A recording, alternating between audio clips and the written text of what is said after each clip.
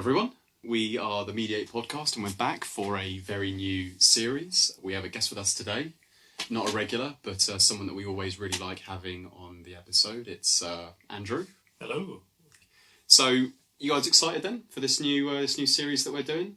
Should I talk a little bit about it and what we have lined up? Probably. Yeah? Let us know. So, some time ago, we did a series that was themed around 90s music, because I'm quite a big fan of that era of music. And what ended up happening was I really wanted to, do a podcast with you guys on the 80s, because I really enjoyed the 90s as well. And I wanted to share a little bit more about, share a bit more kind of music that I'd been listening to as well.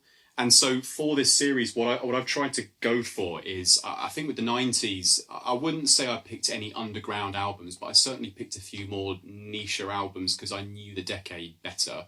Whereas for this particular series, I've gone for albums that I know are much more kind of bigger influencers, music landscape changers, maybe not the most popular album year on year for sure, but certainly the ones that would go on to be remembered as having kind of a larger impact than what might have originally been thought of at the time. And the other thing that I also really wanted to do is, without trying to, condescend you guys much, I did want to pick some albums and some music that you might not be used to. Music that could be a little bit challenging. There might be some attributes about the music that, there's some hurdles you've got to jump over to really enjoy it. And maybe you'll discover something new that you'd never listened to before. That's kind of my hope to see what we can get out of that.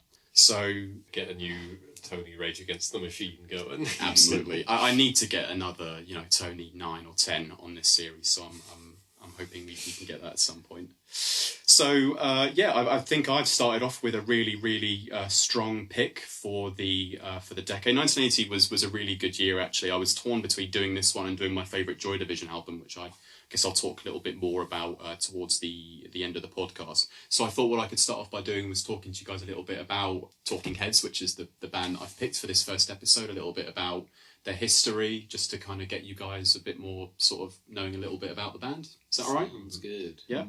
Cool. So the founding members of the band are David Byrne, Chris France, Tina Weymouth, and they met at Rhode Island School of Design, where they then went on in, I think, 1974 to move to New York, focusing on starting a really serious music career. And then after that, they would soon go on to recruit Jerry Harrison, who was the keyboardist at the time, to complete the four-piece lineup that would go on to be the permanent members of the group.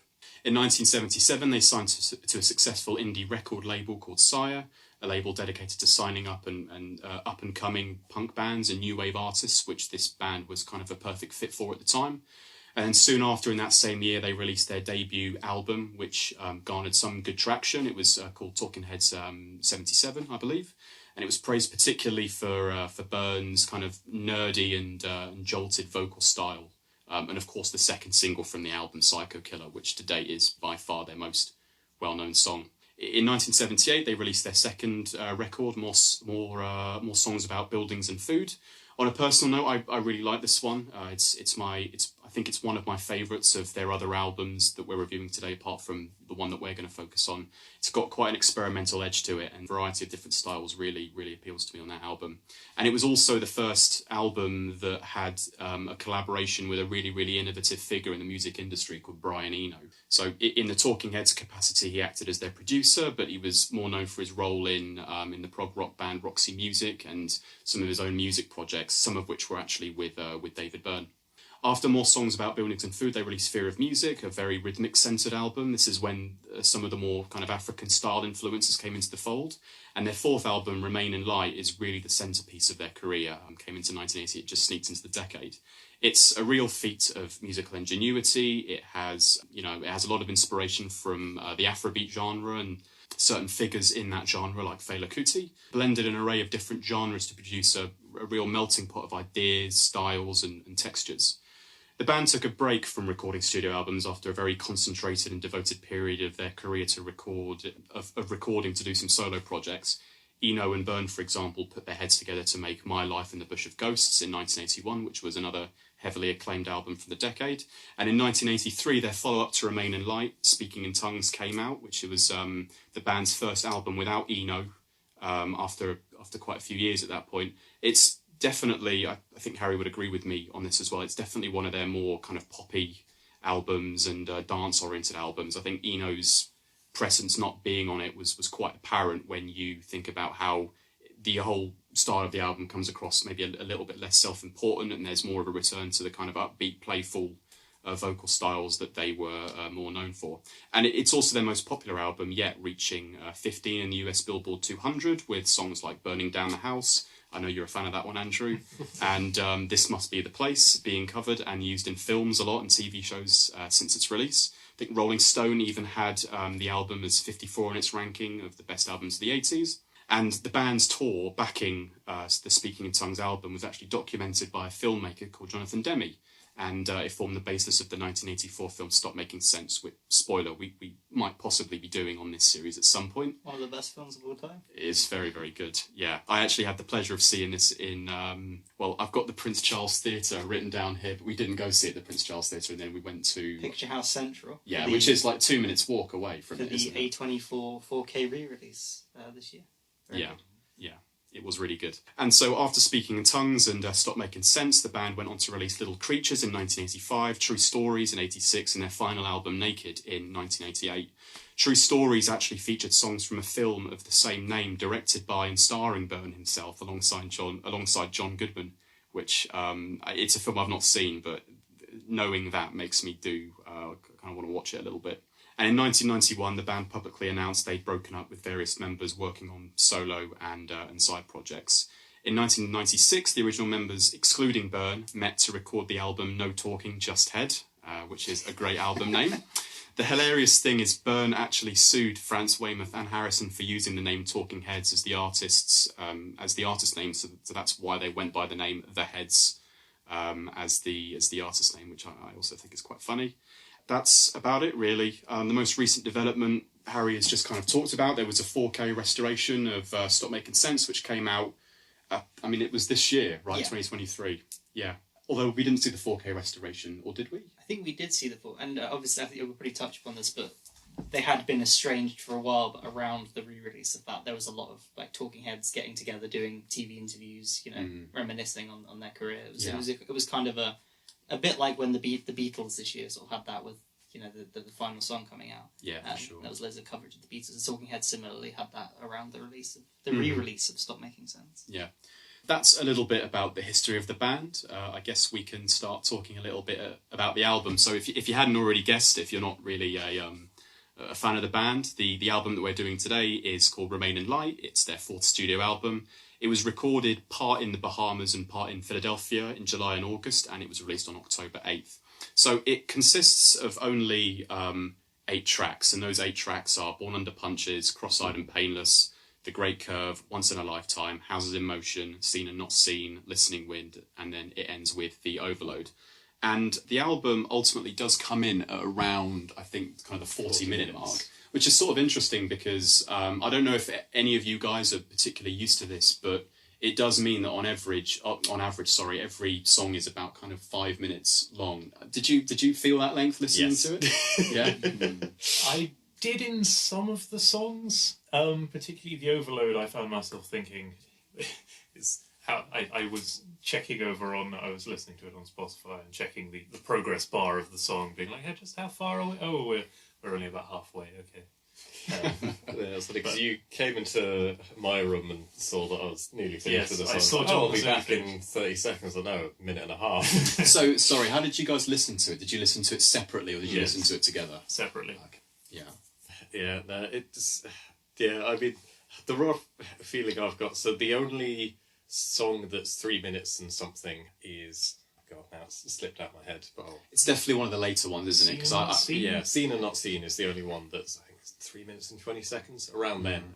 And I think partially because of that, that's sort of my favourite of the album. It feels naughty to say, being like, oh, I liked it because it's the shortest, but just because it feels like it knows what it's doing with the amount of time it has, whereas none of the other songs seem to know when they've outstayed their welcome. Yeah, that's fair. I get that. So, yeah, no, for me, I definitely do feel that each song is about 5 minutes and something. And how about you guys? I know, Harry, you've listened to the album quite a few times. I know you like it. Yeah, so I guess I should always clarify talking about music by saying I don't know what I'm talking about. It's okay. I mean, I don't really. I pretty of all of us listen to the least amount of music in my spare time. I'm just going to assume that. Probably. Yeah. But I definitely am trying to listen to more music. And next year, it's definitely one of my sort of main goals is to listen to way more albums. But since I had this downloaded on my phone, I've probably listened to it like 5 or 6 times because it's you may be talking about the length of the songs making it drag. Ultimately, 40 minutes for like a whole album is pretty good. I think 40 minutes is around. Maybe this depends going from genre to genre, but for me, 40 to 45 minutes is the average length of an album that I would listen to if I would listen to an album back to front. So yeah, I think, but having those 8 songs for me, it flies by. To be honest, I do have the issue with it that I do with every album. That I think it just gets worse as it goes on. I think some of the better ideas are early. I think if I was to like rank the 8 tracks, my favourite 4 are in the first 4, and then the sort of 8th and 6th track, I could easily skip personally. Yeah, I do really like it, and I'm sure I'll talk more about why I like it. As well. I definitely agree with you in that I also prefer the first 4 songs to the last 4.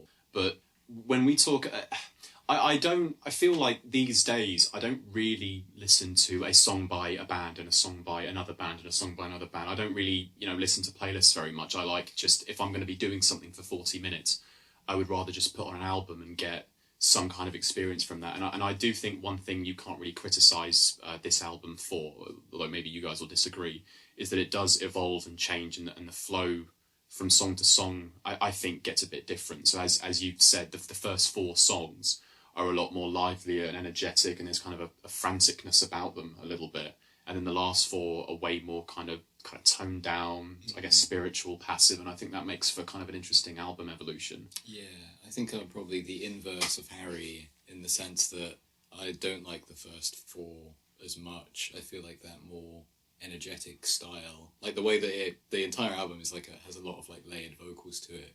And I think in the first half it sounds a bit cluttered, but in the second half it's a lot more like meditative, which I think I enjoy that a bit better.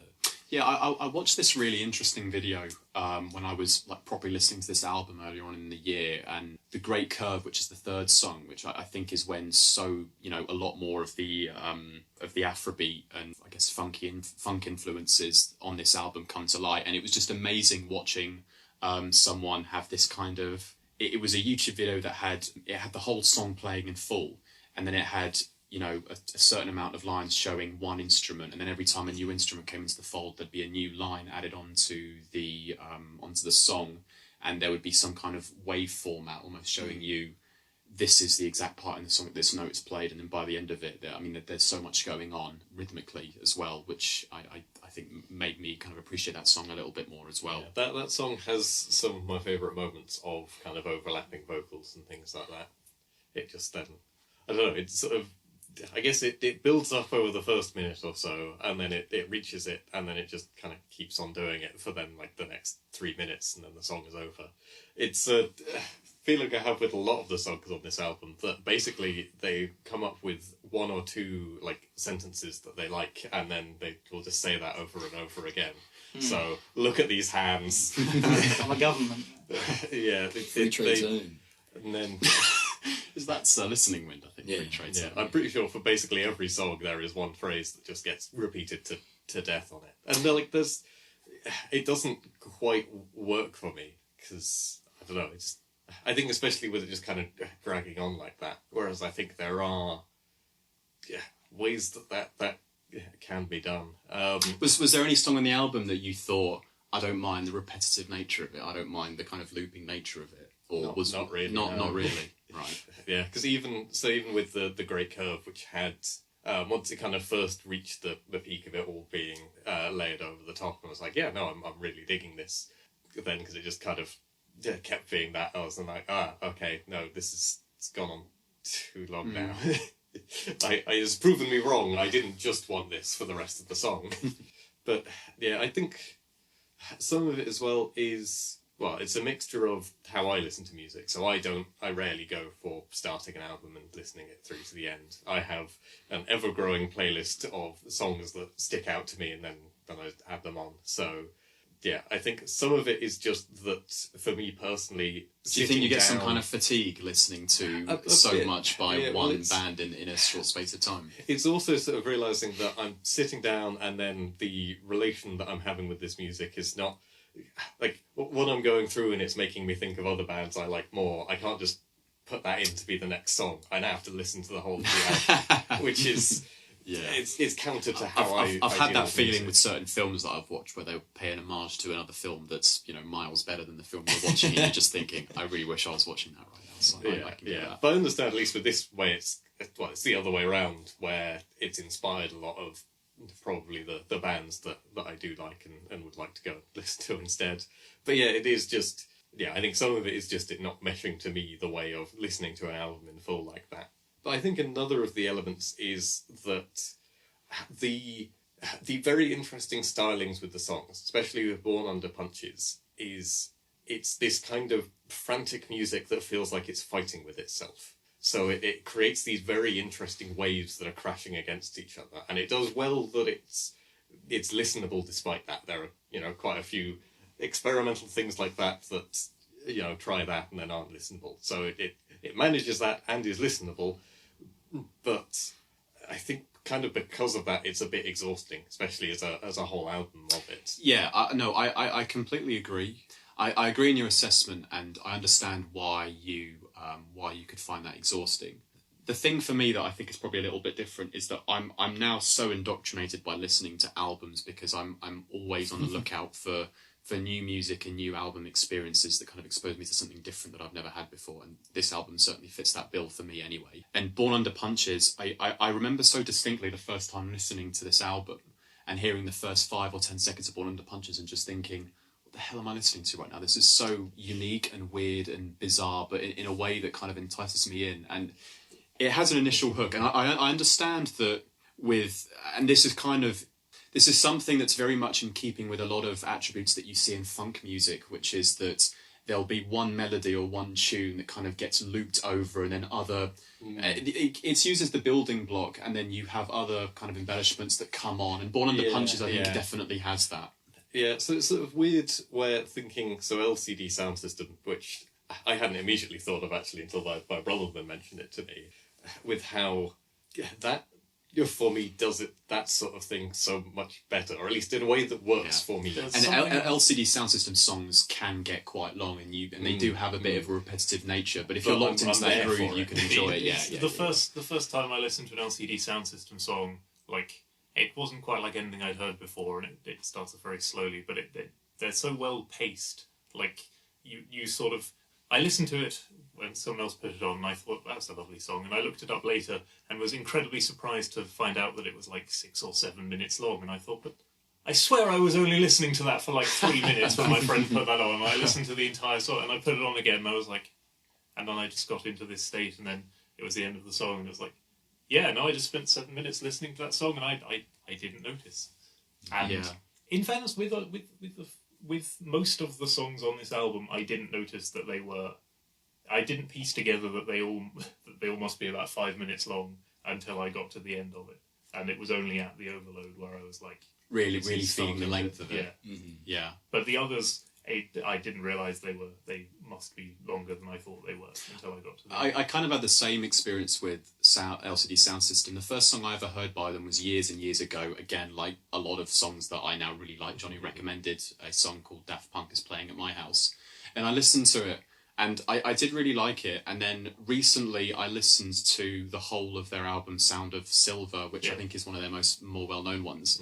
And it was very different to Daft Punk is Playing at My House. It did honestly feel like a collection of songs that went on for a while, but again, they kind of grow and build and progress in really interesting ways. And I don't want to turn this into an LCD Sound System podcast, but what you feel with those songs is what I kind of feel in these songs, in that I don't have an issue at all with songs that are 6 or 7 minutes long. I recommended Tony a song recently by a band called Swans that I really, really like, and they kind of had a reinvention in the early 2010s, and their sound changed quite a bit.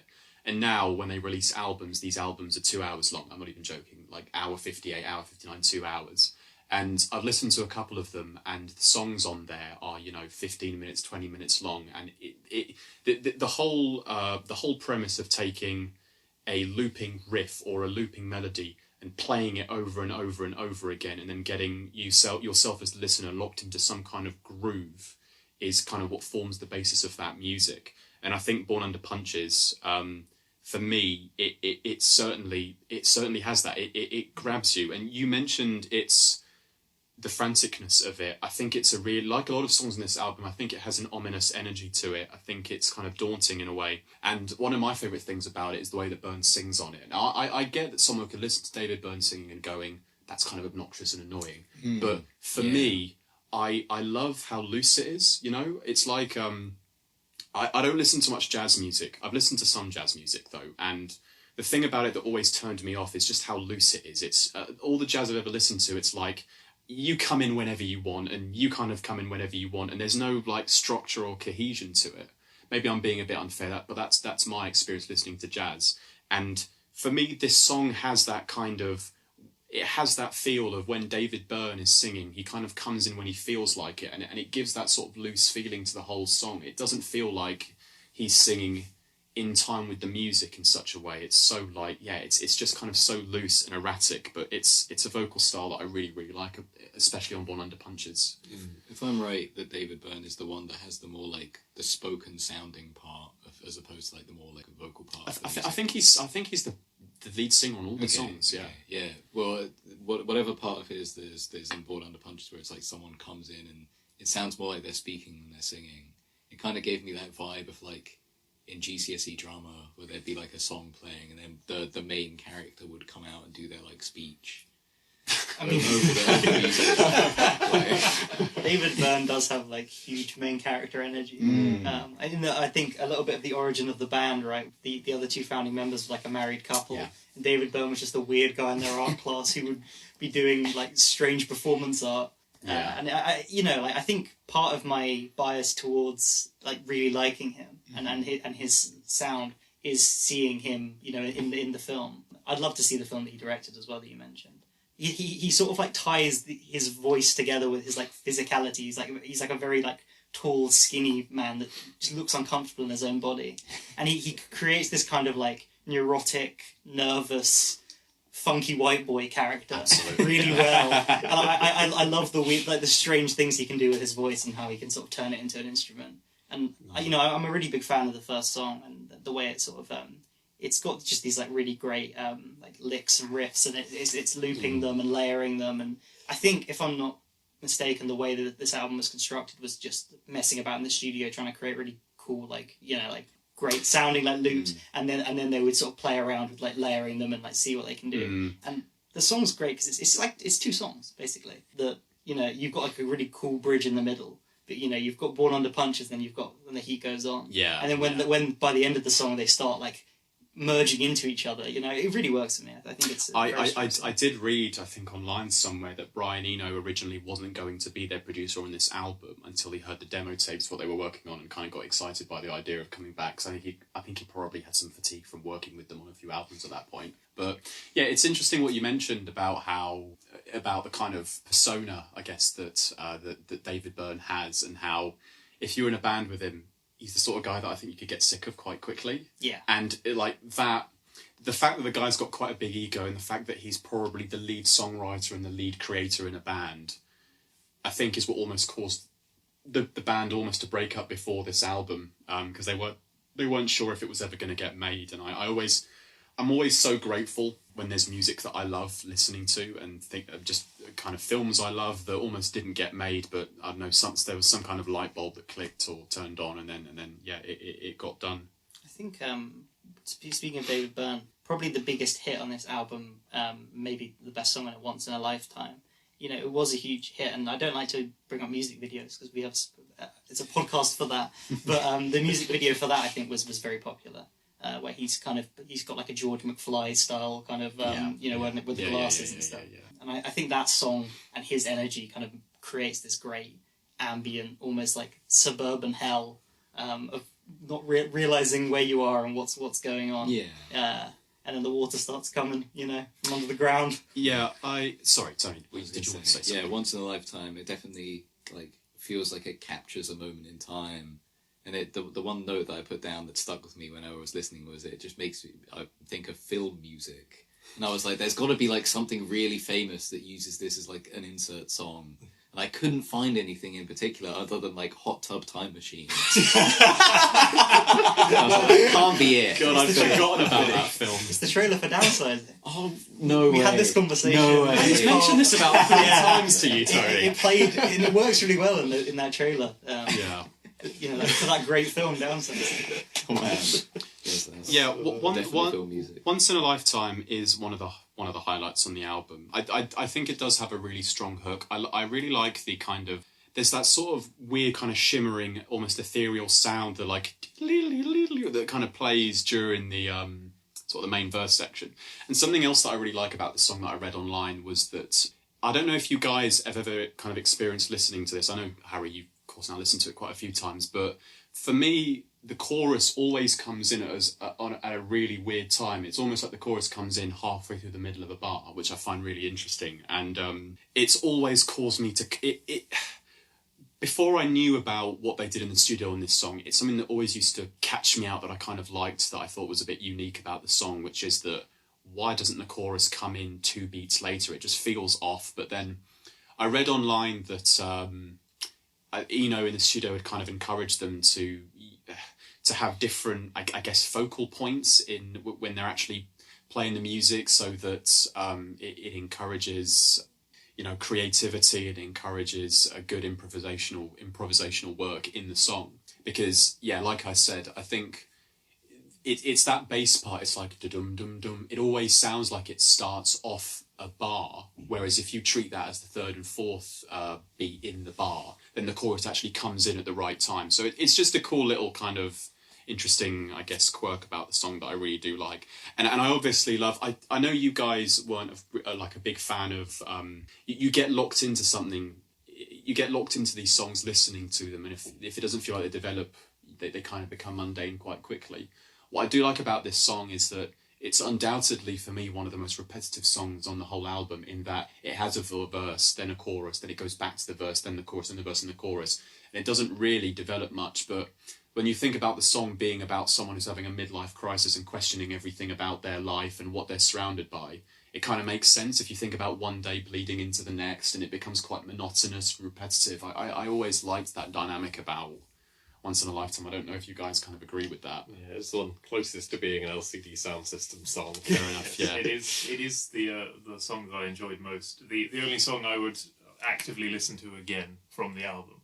But for me, it wasn't the repetitiveness of... I didn't notice I did notice that it was repeating the verse and the chorus.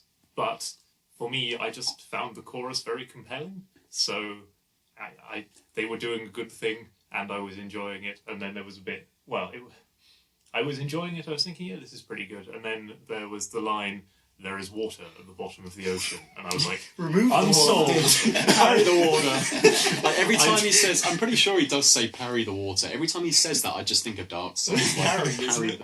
What is It's a it? carry. Oh, is it carry the water? It sounds like it says a Carry. P. Like carry the water as in reject it. Like fuck the water. Like go away.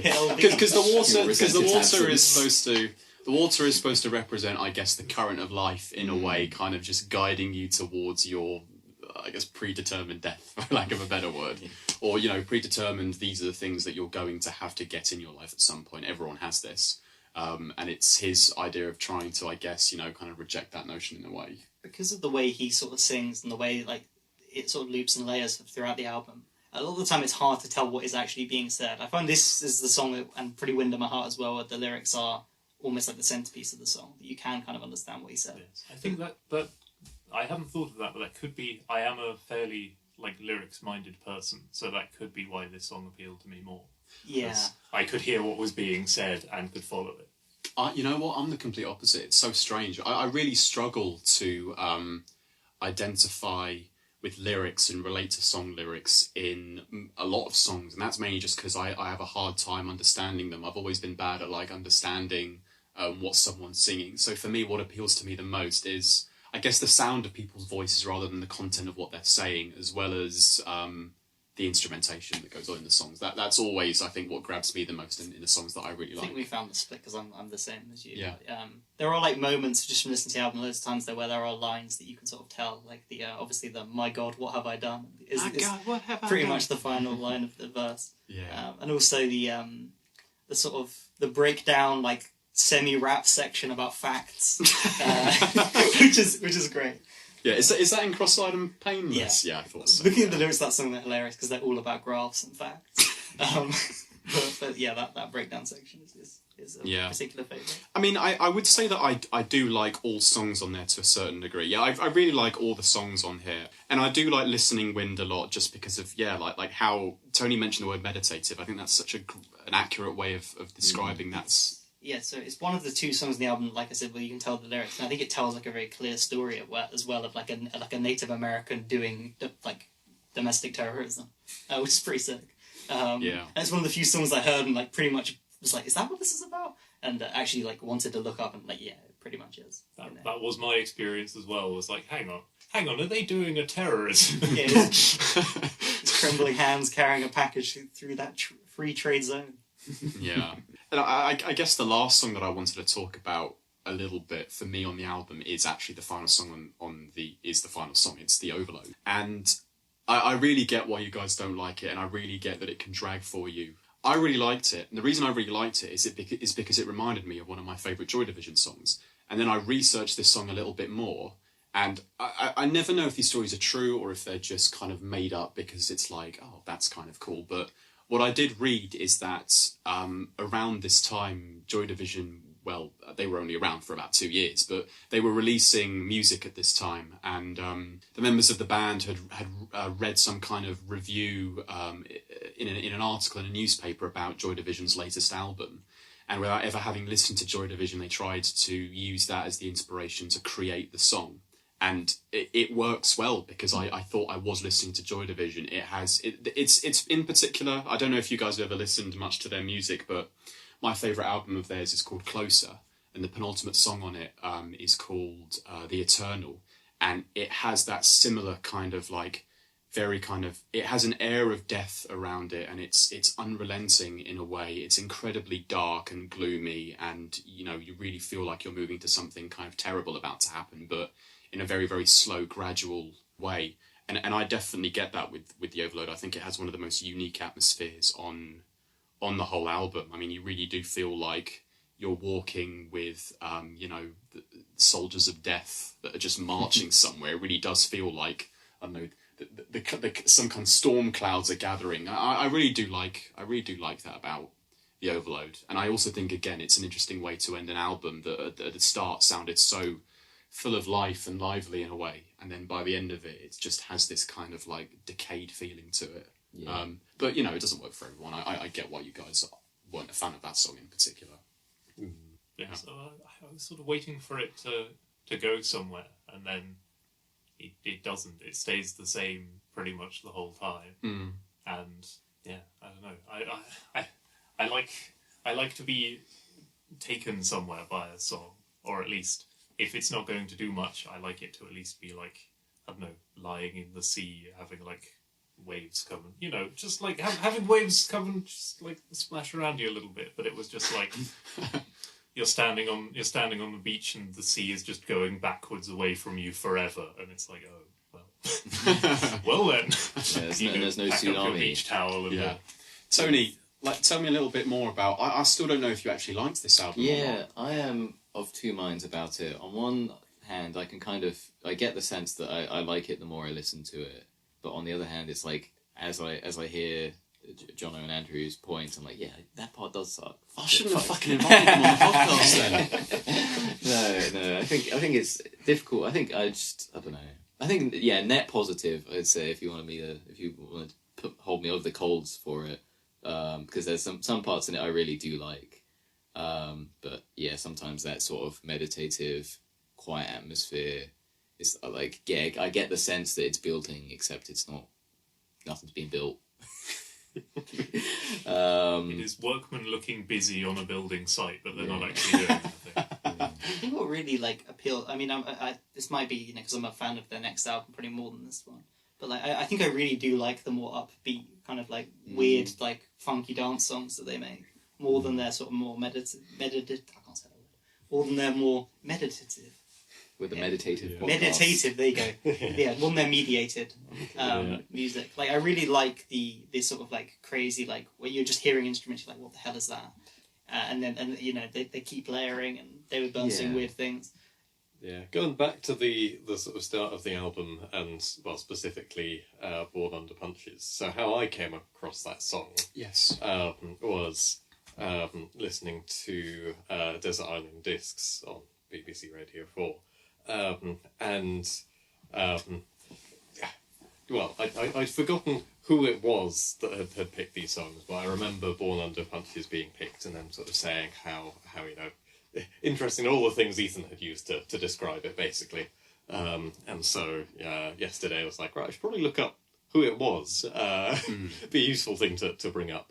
And then wasn't entirely surprised to see that it was Tom York. Wow, that's an awesome story. Yeah, this is, Born Under Punches is one of the 10 songs that he would pick to have with him on a desert island. I think that very makes me like possibly it even more. it was the one that he decided if you could only save one, that might have been the one he picked, but I can't quite remember. Yeah, it's sort of, I mean, that makes complete sense, because when I think of Radiohead's music, I think of alienation and like being overwhelmed by the world in a way, and I think that's kind of one of the main sort of tones and ideas on you can see it's as I like said, it's once I read a it was very Tom paranoid York, song. I was like, in a way, I can see exactly why he's reacted to this. I also learned today that Radiohead got their name from a Talking Talking Head Heads song, song. Radiohead. Yeah, I think I told you about that, right? I think it is a clear inspiration. Although I also believe they picked the name because it would put them close to REM in record shops when their albums were being put out. That's great. What do you guys think about the song where he talks about your ideal facial structure for like That 3 was minutes? good. Seen and not seen. Yeah, I think what I like about that is I think again, maybe this isn't something that people really like pay much attention to or really care about, but I absolutely love album covers. I think they can be really striking and bold, and for me, I sometimes have a hard time, going for an album or going for a band because someone's told me something good about them, but if I see an album cover and it makes me ask some questions, like this one does in a way, it does make me go, I wonder what kind of music encapsulates this. Does it work well with the album cover at all? And I like this one. I don't really know the exact details, but I did read that I think it was Tina and Chris were messing around with some computers on MIT, and they had like a photo of all of them, and they just kind of painted over all of the images of their faces, but left the eyes visible. And I do like the idea that basically the way that I've interpreted that is that the song that Harry's just talked about again is about identity, and I think identity and I guess self is a prominent theme on the album. And I like the idea that the eyes on the album cover are left visible, and there is something a bit sinister in that way. But I also like the idea that the eyes are the one thing that can't lie or hide anything, whereas everything else on your face can in a way. I just think it's a cool little nifty way that I've looked at that album cover and thought, that does make sense, and it works with your song there. Yeah, I think I more see it as it's them looking out but with a loss of themselves. So they can see and observe, but they're losing what makes them them. That album cover has always made me think of balaclavas, and I feel like they're about to do a crime. It's a strange colour to pick for a balaclava. Very memorable. Yeah. True, but like if the balaclava's memorable, better than the face being True. memorable. That is a good point. Yeah, that is a good point. Yeah. Yeah, sorry. Was there anything else you were going to say about that album about that song before I cut you off? No, I didn't. I don't. I'm not the biggest fan of it. Oh, you're not? I think it's fun. It's one of the two. That and the Overload are two songs that I wouldn't listen to outside of the context of listening to the album. That being said, I do kind of forgive albums for having a shit last song or like a slow, like probably the best album we've done on the podcast and my favourite album, just has like a final song that's very forgettable. I almost forgive it because I would never listen to that song in the context of listening to the album. It's a weird like logic to have, But Listening Wind's one that's grown on me a lot more, of the kind of final, if my theory of that they get worse, they go on. I've sort of forgiven that one, because I like the storyline, I like the sort of Native Americanness of it. And like, while a lot of like Talking Heads music is just like white people doing black music, like hijacking it, I feel like that one, even though it's a song about a Native American person, doesn't feel like that to me. Even though maybe it's even worse for like cultural appropriation. Yeah, So I don't know. My initial feeling was just kind of being like, ooh, this feels uncomfortable. Really? Yeah, I mean, is he not allowed to write a song about something that kind of matters to him, or just a cool little, I guess, maybe cool's the wrong word, but it's an interesting little story that has character and has a good place on the album. Yeah, I like the song. For what it's worth, this song just made me think of the level in Halo 3, Savo Highway, and that might just be because the backing music is kind of similar. Oh, Tony, I love having you on the podcast. Yeah, just getting that sense of like, I don't know, like a desert kind of heat from a lot of the later songs. It's a good like environmental feeling, I guess, leading to that meditative atmosphere. Yeah. I think my favourite is Houses in Motion, though. I think in that one, like the idea, basically like the point of this album, as I see it, is it's like an exercise in like how you can layer so many different things together. And sometimes I feel like it goes a bit off the deep end. But in this one, I feel like it does a really good job of like where you'd expect the negative space of the lyrics to be, another piece of the vocals comes back in, and there's a good call and response there. So I think it'll be my favourite one. Quite cool. Yeah. I do have. I mean, I don't really have much more to say apart from general thoughts and conclusions. So should we kind of move towards more of that? Has anyone else got anything else they were kind of dying to get off their chest about this album? Tina Weymouth, maybe the coolest person who's ever lived. Tina Weymouth in the 80s wants to hit me up. This is my number. She's a very good bassist, yeah. This might Just be play that on loop to Katie, yeah. I mean, if we do the film, Stop Making Sense, I think just people who play bass guitar are cool. That's just a fact. It's the coolest instrument in the band. Yeah, it's strange because it kind of gets I feel like stereotypically bass players get kind of a bad rep for being the most kind of like, I guess, inconsequential member of the band in a way. Because I think unless you're listening very carefully, the bass can sometimes get lost in a mix, can't it, in a song? You can hear the guitars and the vocals very clearly in the drums, but the bass, I think, not in all music, not in every song, but I think the bass... The bass is like... There's a perception that if the bassist is doing their job, you won't notice they're there, because they're keeping everything going and supporting the song, but also they're not meant to take centre stage generally, or overpower what else is there. So it's the unfortunate thing of, unless you are in a band that lets you do weird experimental bass stuff, you can be a brilliant bassist and no one will ever really notice, unless... Yeah, someone that pays attention to that. But I do think in this kind of music, the bassist does get the license to be heard and be kind of a core part of the songs in a way, especially on Speaking in Tongues. Because it's such a... Speaking in Tongues, there's so many songs that are kind of syncopated in a way that the funkiness of them comes from the bass part, and that's the part that really makes you want to kind of dance and get up and move around. And like I said, I think the bass is kind of integral in that. So yeah, if we're going to move on to, and by the way, Andrew, we are going to rate this album out of 10. I don't know if that's something that you necessarily want to do. I'm happy to throw some numbers around. Cool. We'll on the Excel spreadsheet we make, we'll tag yours as the final cell on the on the road for this album. I'd rather go last if that's okay. So who wants to go first? Start high or start low? Harry, do you want to kick us off? 1 out of 10. Yeah, no, I really like the album. I think I've said pretty much everything I have to say about it. I have been listening to it a lot because it's one of the few albums I've had downloaded, and I've definitely gotten into Talking Heads because of this. And I'm looking forward to doing more Music Mates and getting into more music through Music Mates. I think the good thing about Mediate is it forces you to do things you wouldn't normally do. And for me, I definitely I'm not in the habit of listening to music, so it's I'm looking forward to it, and I'm going to give this a 9 out of 10 probably. Cool. Just go anti-clockwise. Yeah, I'll follow up my final point, and this might be like a kind of like person who's only ever seen Boss Baby watching their second film being like, I'm getting Boss Baby vibes from this. But I hear like a little bit of like Depeche Mode in some of these songs. That is very interesting. I didn't expect you to say that. Just from some of like the electronic sound effects and a little bit of the vocals, like it just reminds me of it. And I quite like Depeche Mode, so that's a point in its favour. I quite like this overall. I think I'm still not entirely sold on it. I think I'm gonna have to go with The Coward 7 out of 10 because I like it and I do respect that it's going out there with like an experimental style. And I think it is kind of interesting to hear this experimental style from so long ago that you can hear the parts of it that went on throughout history and like, okay, that makes sense. And the parts like, oh, that definitely died out. So yeah, I just overall, like, I'm quite a fan of like the layered sort of style it's got going.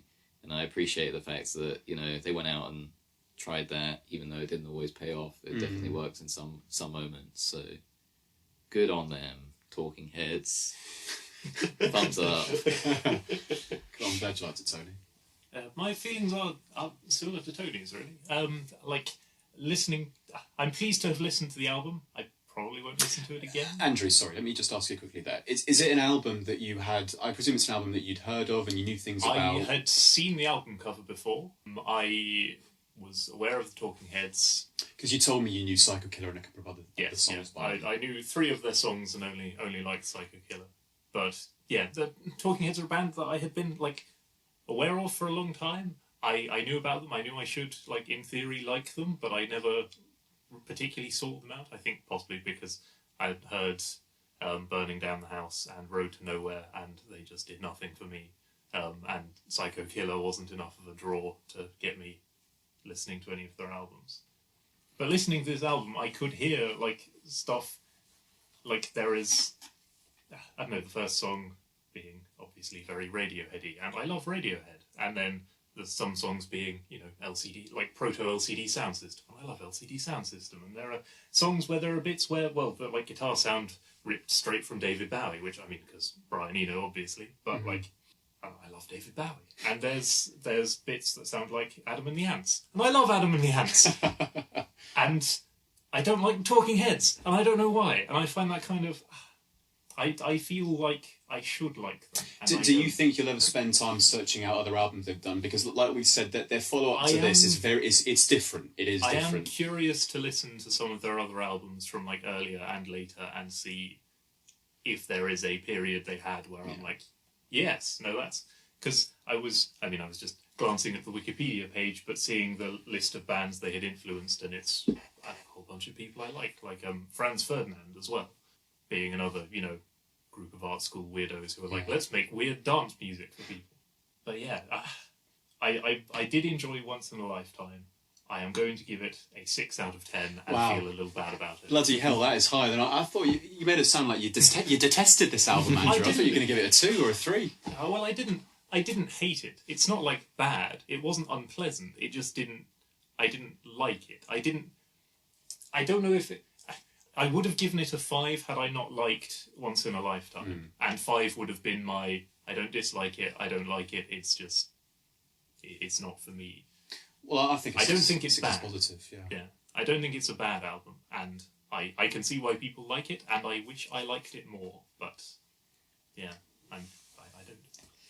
Yeah, I think it's a difficult one to rate and definitely slap a number on, especially when, from my own sort of thing where it doesn't really gel with me. Like I can express the things where I feel like it, bounced off me and the things that, possibly I would have changed had I had any creative input in this.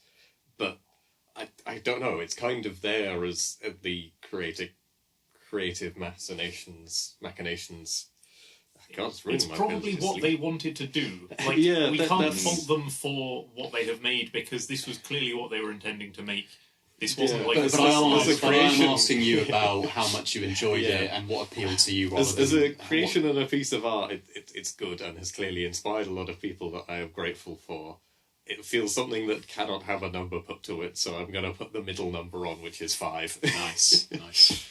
So, as you guys know, I'm clearly a big fan of this album. I'm clearly a big fan of this band. One of the bands I listened to the most throughout all of this year. And I actually listened to this album once a long time ago, and I did like it. And then kind of I had a bit of a There Will Be Blood renaissance with it, where I watched There Will Be Blood for the first time an incredibly long time ago, and I sort of liked it, and I thought, yeah, maybe one day I'll come back to it and listen to it again. And then this year I just listened to it a ton, along with, again, like a lot of alternative rock from this decade. I mean, so much this year. So I really liked it. I do remember having this feeling a little bit like, we watched a really good film called Barbarian earlier on this year, me, Harry and Jonathan. And what I liked about Barbarian, one thing I want to do more with music and film and TV and blah, blah, is that I like going into things not knowing a fucking thing about them, like what I'm going to expect, and just trying to kind of work my way through it on my own, not having any preconceptions or anything like that. And with this album, those first 10 seconds of Born Under Punches, I'm like, what the hell am I in for right now? This is so... You guys have mentioned that this music reminds you of LCD Sound System or Radiohead or Franz Ferdinand or other bands. For me, I kind of see similarities between them, but I also think that this music, it's unlike anything that I have ever heard, or unlike anything I will ever hear elsewhere. It's so distinct. It's like someone's vision that's totally their own, that they brought to life, and I really respect that about it. And I really enjoyed, I think, that kind of narrow line between music that takes itself seriously in a way and is I think, kind of profound and very meaningful, but also it's absurd and doesn't take itself seriously at the same time. And when I think about that film being called Stop Making Sense, I mean, that's such a great mantra. You know, not everything has to mean something. It can just be something that you experience and enjoy listening to. And like I said, I think there are moments on this album that do feel like something quite special, and like it's trying to say something to me that's quite important and significant, but also it is just a bunch of guys fucking about in a studio making weird music that's just, yeah, totally bizarre. So it's definitely turned into one of my favourite albums. I would say that it's probably one of my 20 favourite albums of all time, which means that I have to give it a 10. I don't really have any problems with it, any issues, any flaws. There's nothing I would really change. I just think it's really inventive music, and it's the kind of music that I could listen to any day and really enjoy. So yeah, very, very happy with it. Cool. So yeah, I guess we'll see you next time for next episode. Still not decided what album I'm going to do for the next episode. I'm still thinking about it. Tune in to find out. Yeah. Oh my god.